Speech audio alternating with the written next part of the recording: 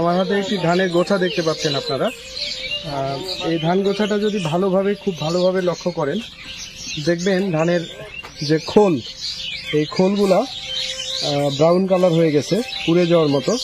সেই সাথে ধানের যে পাতাগুলাতে দেখবেন যে মাঝখানে ছিটে ফোটা কিছু দাগ আছে ব্রাউন কালারের।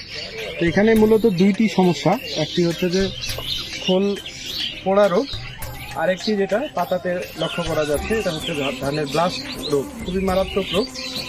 ধানের খোল পোড়া এবং ব্লাস্ট রোগ, এটা সমাধান কি? এটা সমাধান বায়ারের নাটিভো যদি ব্যবহার করেন, একটাই প্রোডাক্ট নাটিভো, এটা খোল পোড়া এবং ব্লাস্টের সমাধানের জন্য যথেষ্ট। নাটিভো একাই 100। ডোজ কতটুকু দিবেন? খোল পোড়া রোগের জন্য ডোজ দিবেন একরে 80 গ্রাম, আর ব্লাস্টের জন্য ডোজ দিবেন নাটিভো একরে 120 গ্রাম, অর্থাৎ 3 বিঘায় 120 গ্রাম।